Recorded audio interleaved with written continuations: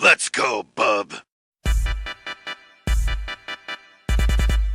Hello and welcome, ladies and gentlemen. Buildmaster Ahmad here with another fantastic Elden Ring build video. In today's video, we will be building everyone's favorite short king of the X-Men, Wolverine. And to you, ladies and gentlemen, wondering how tall Wolverine actually is, he is 5'3" and 195 pounds. Basically, he's what happens when a cinder block gains sentience, and then you give that cinder block retractable razor-sharp claws. Gosh dang it, Roy Thomas of Marvel Studios. You ask the important questions like, what would a sentient Canadian cinder block with retractable claws and a drinking problem look like? And you just made it. Crazy time, the 1970s. But I digress. It's time to unpack what this Napoleonic knife-wielding bourbon monster is capable of so that you can have your very own Wolverine in the lands between. So sit back, relax, and if this video gives you a laugh, then you could hit the like and subscribe button. And without further ado, let's dive into the lands between.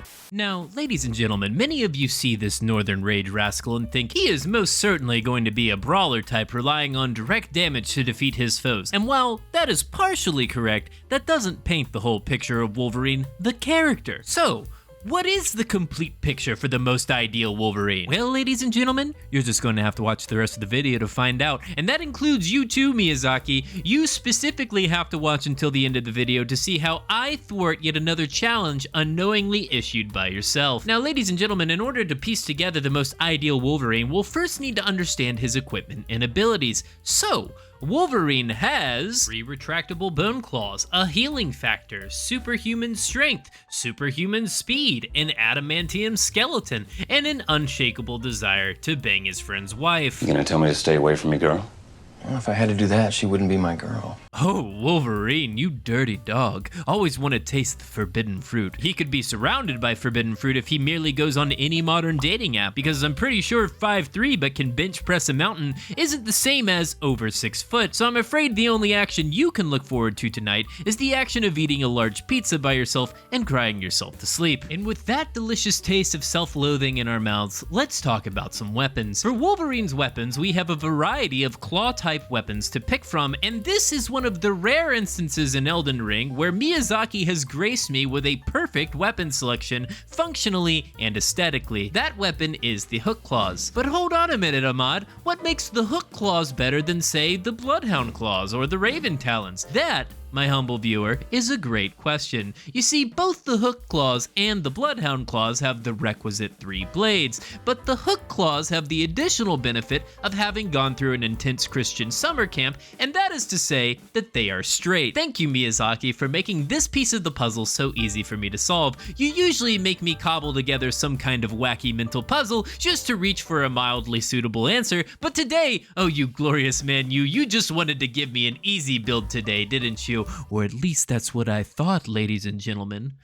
But I'm getting ahead of myself. We're going to blood infuse these bad boys. Well, why are we picking blood infusion? Well, mostly because in every comic panel where Wolverine unsheathes these things, a torrent of blood shoots out of his hands. But there is a secondary reason that we are selecting an arcane scaling element for the hook claws, one that parallels the nature of Wolverine's powers. And the way that we reach this conclusion, ladies and gentlemen, is by asking ourselves a question. What does the word arcane mean? Webster's dictionary defines arcane as understood by a few, mysterious, or secret. That basically means that to be arcane means you have to be pretty weird. Now, Wolverine gets his power through a mutation. This particular mutation allows Wolverine to have 3 knives fly out of his hands and be able to heal himself after being blasted by an atomic bomb. Now, I don't know about you all, but even having the capacity to be irritated after headbutting a nuclear warhead is pretty dang weird. This means that by playing an arcane build, we perfectly captured that spicy weirdness that Wolverine is known for. And with that, ladies and gentlemen, I wanted to briefly touch on how to best achieve the feat of super speed. This one is also pretty easy. In order to achieve the super speed feat of Wolverine, we'll need to rely on the tried and true Ash of War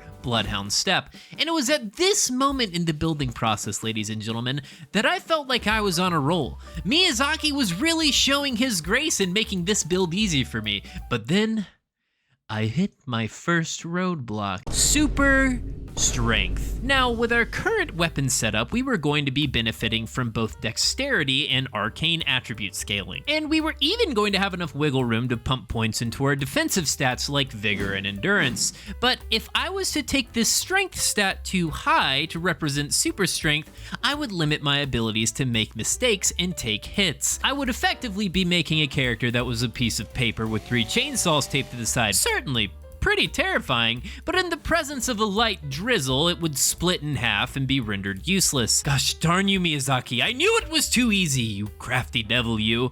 But I will not be deterred. I warmed up my brain by having a mild panic attack, and then it hit me. What does superhuman mean? It means to exceed or to go beyond what is normal, an antonym of which would be the word average. Average. Now that's an idea. So then, by a small logical leap, we merely need to be above average to be superhuman. And that, ladies and gentlemen, is how we landed at the cover of the spreadsheet. You see, due to my undying dedication to perfectly replicate every character I make in Elden Ring, I have taken the strength requirements for every weapon in the game in order to figure out what the average strength requirement of any given character actually is.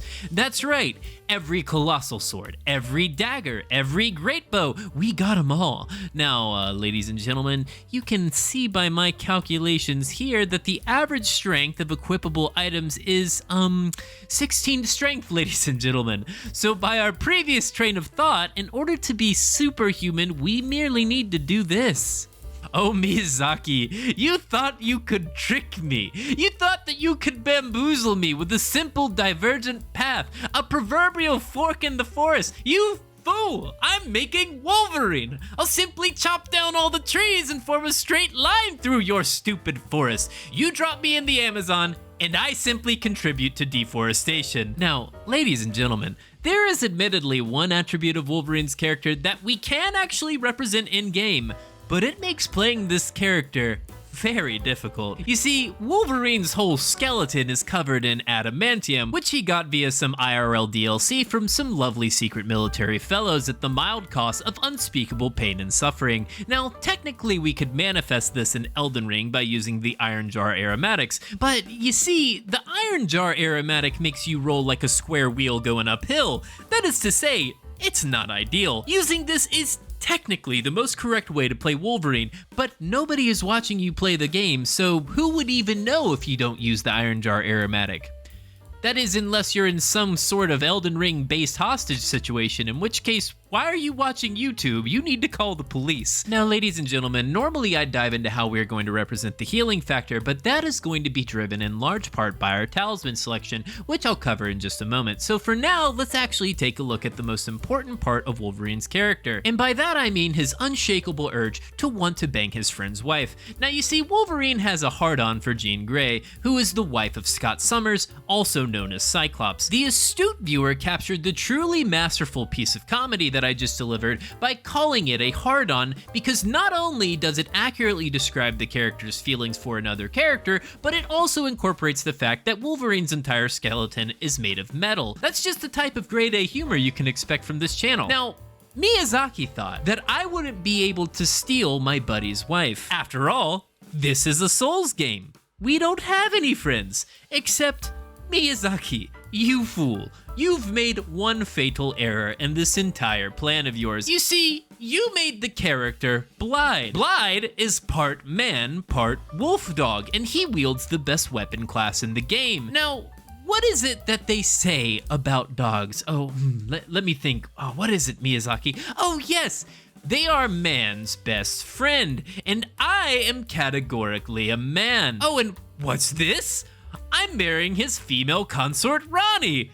Wow! Blide, you really should be careful who you're friends with. I mean, you never know when some bloke's just gonna waltz up and marry your waifu without your knowing any better. But certainly this is where Wolverine will stop, right? I mean, he got the girl after all, right? Oh no, he killed him. That's a real old Yeller scenario we've got there. Dang you, Miyazaki. You can't give us any W's at all, can you?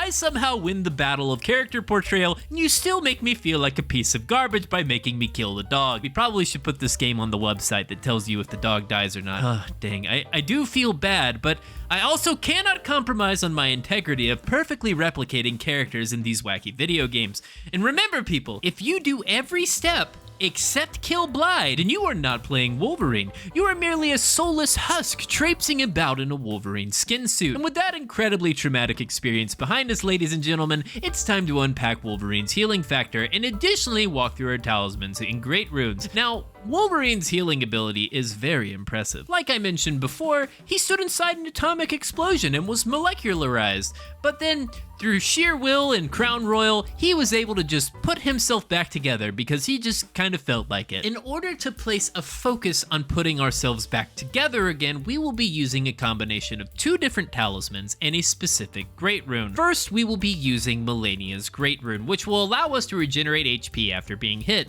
This just means that we'll need to play the character incredibly aggressively to ensure that we generate a significant amount of HP. Next, we will slot in the Blessed Do talisman. There are multiple talismans that give you healing benefits, but the Blessed Do talisman is a continuous stream of healing. I believe this aligns more with Wolverine's healing ability, which is constantly active all the time. However, in order to reflect those moments where he heals more often than his baseline, I have also included the Crimson Dagger talisman, which will restore bonus health on critical hits. If you combine all these effects, you are going to have just a ridiculous amount of HP flowing through your body, which I think perfectly reflects how the character of Wolverine operates. This, of course, ladies and gentlemen, leaves us with just 2 additional talisman slots. We will be using the Lord of Blood Exaltation. This directly increases our damage by a whopping 20% every time that we proc a bleed, and with these fancy claws here, we will be doing that very often. The final talisman we will be using is one of my personal favorites. We'll be using the Green Turtle talisman. Now this talisman, this just makes sure that you have the stamina to keep slashing the ankles of your enemies. And alright, ladies and gentlemen, now we get to everyone's favorite part of the video where I show you the completed character spreadsheet. My character builds normally go up to rune level 160 because that's what you can reach by exploring this beautiful world that Miyazaki's placed in front of us, which I highly recommend.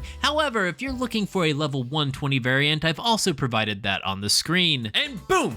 There you have it, ladies and gentlemen. You too can have your very own Wolverine in Elden Ring. Did you enjoy going on that crazy adventure? Then perhaps check out how I built Naruto Uzumaki in Elden Ring. Thanks you all, and have a great day.